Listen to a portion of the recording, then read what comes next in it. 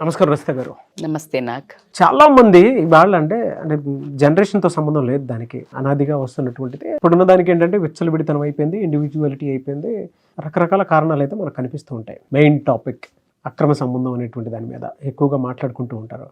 అది ఎన్ని వేస్లో స్టార్ట్ అవుతుంది, ఎలా స్టార్ట్ అవుతుంది, ఏ తప్పుల వల్ల స్టార్ట్ అవుతుంది, ఏ ఏ కారణాలు బలంగా అటువైపు ఎక్స్ప్లాయిటేషన్ అనుకోండి, ఇన్ఫ్లుయెన్స్ వల్ల కానివ్వండి, హనీ ట్రాప్ వల్ల కానివ్వండి వెళ్ళిపోయే అవకాశం ఉంటుందంటారు అసలు. ఎందుకంటే మీరు ఏ వీడియో ఇచ్చినా ద బెస్ట్ కంటెంట్ ఇస్తారు కాబట్టి అడుగుతున్నాను.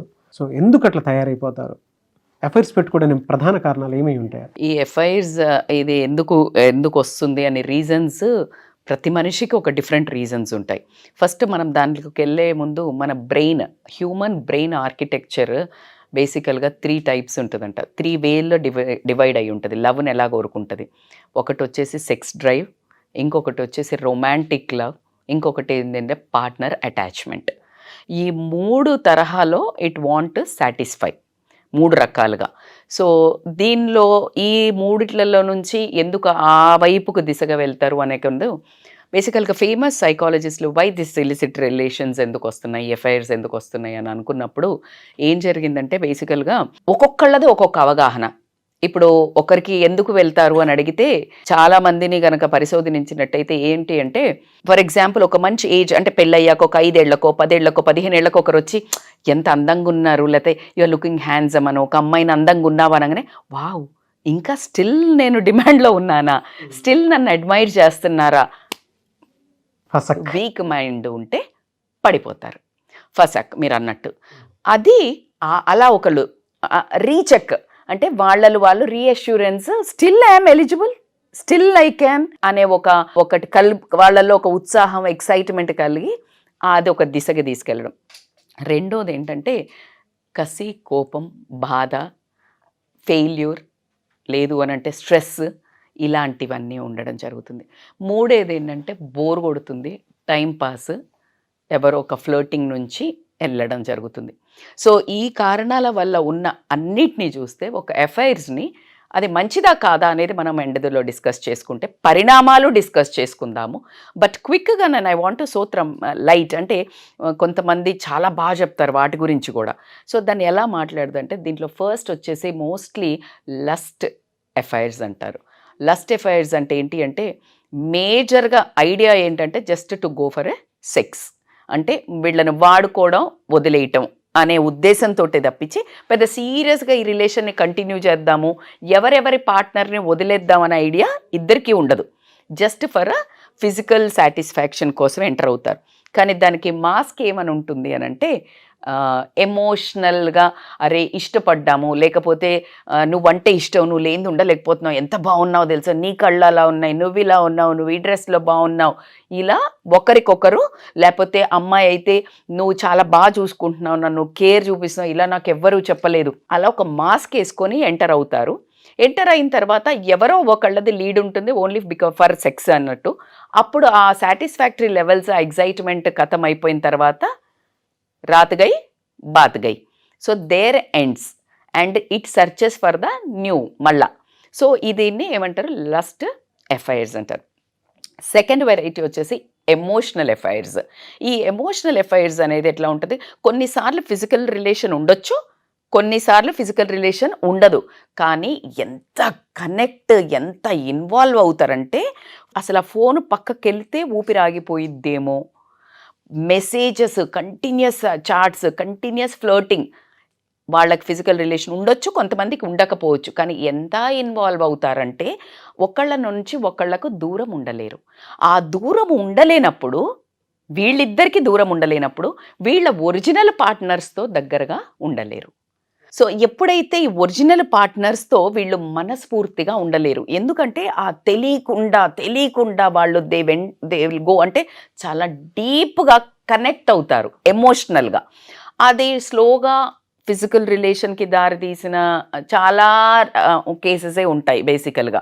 కానీ ఒకవేళ కనుక ఆ ఎమోషనల్ ఎఫైర్స్లో ఉన్న వాళ్ళకి తెలియకుండానే ఒక ట్రాప్లోకి వెళ్ళిపోతారు. అంటే ఆ మనిషి నుంచి విడిగా ఉండలేరు, ఎప్పుడు వాళ్ళ దగ్గరగా ఉండాలని కోరుకుంటున్న సమయంలో అసలు పార్ట్నర్ తోటి జస్టిస్ ఉండదు, జడ్జ్ అంటే ఇంకప్పుడు ఖచ్చితంగా గొడవలు ఎక్కువ అవ్వడము, వాళ్ళ లైఫ్లో వాళ్ళే దీన్ని ఏమంటారు ఎఫ్ఐఆర్ అంటే ఎఫ్ఐఆర్ ఆఫ్ ద హార్ట్ అంటారు. ఇది మనసుకు ఎఫ్ఐఆర్, మనిషికి కాదు. ఎఫ్ఐఆర్ ఎవరికి? మనసుకు పడింది కానీ మనిషికి కాదు అని అంటారు. మూడో రకం ఏంటి అని అంటే రివెంజ్ రిసెంట్మెంట్ అంటారు. ఏంటంటే ఈ రివెంజ్ ఏంటి మేడం మీరు అంటే ఖచ్చితంగా మోస్ట్ ఆఫ్ ద పాపులర్గా అఫైర్స్లోకి ఉండడానికి రీజన్ ఇది. ఏంటి అంటే ఫర్ ఎగ్జాంపుల్ భర్త తాగుబోతు అయి ఉండొచ్చు, పట్టించుకోకుండా ఉండొచ్చు, అసమర్థుడై ఉండొచ్చు, సంపాదన లేకపోయి ఉండొచ్చు, ఒకవేళ భార్య బయటకు వెళ్ళిన ప్రతి క్షణం నరకయాలతో అనుమానిస్తుండొచ్చు, లేదు ఇవన్నీ చేస్తూ కూడా తనకి ఇల్లీగల్ ఎఫైర్ పెట్టుకొని ఉండొచ్చు. ఏదైనా అయినప్పుడు అలాంటి ఒక సందిగ్ధమైన జంక్చర్లో ఉన్న అమ్మాయికి కానీ అబ్బాయికి కానీ ఇంకొక చిన్న ఆపోజిట్ జెండర్ గాలికి వెళ్తున్న పటంకి అలా ఒక సన్నగా ఏదైనా తగలంగానే అక్కడ ఆగిపోద్దా లేదా? ఖచ్చితంగా ఆగిపోద్ది. ఎగ్జాక్ట్లీ అంత భయంకరమైన అలాంటి జంక్షన్లో ఉన్న ఒక అమ్మాయికి కానీ అబ్బాయికి కానీ ఎవరైనా కాస్త ఓదార్పు మాట షోల్డర్ ఇచ్చావా, అది మీరు ఇందాక ఒక వర్డ్ అన్నారు హనీ ట్రాప్ అని. అలాంటి ఎమోషనల్గా ఎవరైనా బాధపడుతున్నారు అనేది చెప్పుకోవాలంటే భయం అయ్యే పరిస్థితి మాత్రం ఉన్నది ఇక్కడ. ఏంటంటే ఊరికే ఆపుకోలేక, దుఃఖం ఆపుకోలేక, బాధ ఆపుకోలేక ఆపోజిట్ జెండర్కి ఎవరైతే షేర్ చేసుకుంటారో the other person will take an advantage. ఆ అడ్వాంటేజ్ తీసుకున్నప్పుడు నువ్వు ఎంత దూరం పోతావు, అక్కడికక్కడే నీకు డిస్కనెక్ట్ అయ్యి బయటకు వస్తావా అనే తెలివి ఈ వీళ్లకు ఉండగలిగితే గనక ఆ ట్రాప్లో పడరు. లేదు వర్డ్ను పట్టుకొని ఎక్స్ప్లాయిట్ చేసి రిలేషన్ని చాలా దూరం వెళ్ళిన తర్వాత ఫస్ట్ కమిట్మెంట్ తెలియని తరంలో వెళ్ళిపోయిన తర్వాత తెలియకుండా ట్రాప్లో ఉండాల్సి వస్తుంది కొంతమందికి. లేదు అంటే బ్లాక్మెయిల్ కానివ్వండి, లేదు అని అంటే కనుక ఇంకొకసారి తప్పు చేశాం కదా ఒక కన్సోలేషన్ దొరుకుతుంది. ఎందుకంటే ఇక్కడ ఇంటికి వచ్చే వరకు ఇద్దరికీ సుఖ సంతోషాలు లేవు, మోసం ఉంది, అండర్స్టాండింగ్ లేదు, బాధ ఉంది, భరించాల్సి వస్తుంది. అక్కడికి వెళ్తే ప్లెజర్ ఉంది, పీస్ ఉంది, కంఫర్ట్ ఉంది, ఓదార్పు ఉంది. ఇవన్నీ ఇంగ్రీడియంట్స్ ఇక్కడ మిస్ అయ్యాయి. Why people love to go for biryani? ఇంట్లో వంట బాగా చేయలేకపోతే ఆఫెన్గా బిర్యానీకి వెళ్తారు. ఎందుకు? ఇంట్లో రుచికరంగా లేదు, కనెక్షన్గా లేదు, ఇష్టంగా వండుతలేరు, పెట్టేటప్పుడు ఇట్లా పెడుతున్నావు. ఎవరికైనా మగవాడికైనా తినాలనిపించదు. ఆడామనుకో చక్కగా తయారయ్యి ఉంది, చక్కగా ఎప్పుడెప్పుడు నా మొగుడు వస్తాడా అని ఎదురు చూస్తుంది. ఏ తాగుబోతో లేకపోతే ఎవరితో తిరిగో సంపాదన లేకుండానో ఒక భర్త ఇంటికి వచ్చినప్పుడు ఆ భార్య పొజిషన్ ఏంటి? అవును, అది నువ్వు కరెక్టా కాదా judgement we are not boss here it is purely your life. ఆ అమ్మాయిని పెళ్లి చేసుకొని కొన్నంత కోరికలు కట్టుకొని అమ్మాయి కానీ అబ్బాయి కానీ ఒక రిలేషన్లోకి ఎంటర్ అయినప్పుడు ఈ ప్రజెంట్ మీద కంట్రోల్ లేకముండా పాస్ట్లోకి వెళ్ళినా ఫ్యూచర్ కనిపించకపోయినా జరిగే పరిణామాలే ఈ affairs. Connection continuous, wifi connection ఉంటేనే కదా సినిమా వచ్చేది. అట్లాగే భర్తకి భార్యకి ఫస్ట్లో ఉన్నప్పుడు రొమాంటిక్గా ఉంటారు, పెళ్ళైన తర్వాత ఎక్కువ గొడవలు వస్తాయి. ఎందుకు అంటారు అంటే అసలు ఆ చిన్న ఏమంటారు magic of touch, magic of appreciation, magic of look ఉండదు, ఇద్దరిలో ఉండదు. వెగట్టు పుట్టిద్ది అంటారు కదా. అసలు ఫస్ట్ 1-2 years ఎలాంటి వాళ్ళకన్నా ఆ ఏజ్లో ఈజీగానే టచ్ చేసినా చేయకపోయినా the love will be there. ఎక్కువ ఎఫర్ట్స్ పెట్టి ప్రేమ చేస్తే గనక, క్వాలిటీ టైం స్పెండ్ చేస్తే గనక ఇలాంటి కారణాలు ఉండవు. బాధ్యతను సరిసమంగా పంచుకోకపోవడం వల్ల వచ్చే రిలేషన్లో రివెంజ్ అనేది బోత్ సైడ్స్ రావడం జరుగుతుంది. ఫర్ ఎగ్జాంపుల్ లేడీయే ఊరికే పని చేసుకుంటుంది, లేకపోతే పిల్లలతో ఉంది, లేకపోతే ఎవరో అబ్బాయితో లేకపోతే ఏదో భర్తకు ఆటోమేటికల్గా ఒక హ్యాపీనెస్ లేదు. ఇంటికి రాగానే ఏం చేస్తాడు? ఆఫీస్లో ఒక అందంగా ఒక అమ్మాయి కనిపిస్తుంది, ఖచ్చితంగా స్టార్ట్ హనీ ట్రాప్. ఈజీగా ఉంది ఇప్పుడు, ఎక్కువ అప్రోచ్ ఈజీగా ఉంది. అంటే ఇట్స్ ఓకే మోడ్ వచ్చింది, ఇట్స్ ఓకే, ఇది కామన్ అనుకుంటూ అందరు కామన్ చేస్తున్నారు. It's not okay, it's not common, but అందరూ సేమ్ అనుకొని అందరూ అదే తప్పు చేయడం జరుగుతుంది. ఆ తప్పువా ఒప్పువా అని జడ్జి చేసే ప్లేస్లో మీరు నేను లేను. ఏమైనా మాట్లాడామంటే ఏమంటారంటే మీకైతే తెలుస్తుంది, నా లాంటి మొగుడు నీకు దొరికితే తెలుస్తుంది, కరెక్టే కదా మరి పాపం. ఆమెను వచ్చి కొట్టినప్పుడు, ఆడు ఇంకెవడితోటో తిరుగుతున్నప్పుడు, ఆడు మళ్ళీ నరక యాతన పెట్టడం ఈ సిగరెట్లు గీచినప్పుడు, లేకపోతే నీకు ఫోను మాట్లాడితే ఎవరు అని చెప్పేసి నీకు అర్హత లేనోడు కూడా నిన్ను క్వశ్చన్ చేసినప్పుడు వచ్చే పౌరుషం కానీ ఉక్రోషం కానీ నిన్ను చెడు మార్గాలకు పల్లించే అవకాశం అన్ని వేళలా ఉంది. నీకు ఆపదలో ఉన్నప్పుడు నువ్వు రోడ్డు మీద ఎక్కడైనా ఫోన్ చేసి నాకు కష్టంగా ఉంది నువ్వు రా అని చెప్పేటప్పుడు ఎక్కడో తాగి పడిపోయిన భర్త బదులు ఇంకెవడో వచ్చి చెయ్యిచ్చినప్పుడు చెయ్యి అందుకోవాల్సి వస్తుంది. దీనికి ఎవరి దగ్గర ఆన్సర్ ఉంది? అదే భర్త కూడా సేమ్ అదే పొజిషన్లో ఒక మంచి హ్యాపీగా నీతో స్పెండ్ చేద్దామని వచ్చేవరకే డల్ వైఫో, లేకపోతే ఏం ఇంట్రెస్ట్ లేకుండానో, లేకపోతే నువ్వు బంగారం కొనలేదనో, నీ సంపాదన బాగాలేదనో, నిన్ను నానా తిట్లు తిట్టి ఊరికే మీ అమ్మ ఇట్లా ఉంది, మీ ఆడపడిచి ఇట్లా ఉంది, మీ కొంప ఇట్లా అని గోల పెట్టుకుంటుంది అనుకో, ఎక్కడికి పోతాడు? జడ్జిమెంట్. అందుకే it's very hard. So these are the emotion. ఇంకొక 4వ రకం ఇమాజినరీ అఫైర్స్ అంటారు.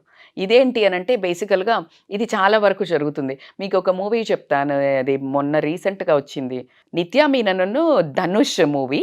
అందులో ఏంటంటే నిత్యా మీనన్ పక్కనే ఉంటుంది క్లోజ్ ఫ్రెండ్, చాలా ఎక్కువ క్లోజ్ ఉంటాడు, ఇలా మీద చేయేస్తాడు, చాలా ఫ్రెండ్లీగా, అసలు తనకు చెప్పంది ఏమీ చెయ్యడు. అలా ఆమె ఏంటి ఇమాజినరీ అయిపోతుంది. హీఈస్ లవింగ్ మీ, నా లైఫ్ ఇతనే మొత్తం డిసైడ్ అయిపోద్ది. కానీ ఆయన మనసులో ఇంత కూడా ఉండదు కొనాకెళ్ళి చూస్తే. ఇమాజినరీ అఫైర్స్ అలా పెట్టుకొని తను పెళ్ళికి ఎన్ని సంబంధాలు చూసినా అసలు ఓకే చెప్పదు, యాక్సెప్ట్ చేయదు. Because she is imagining he is loving me and I'm loving. Affair, one sided affair.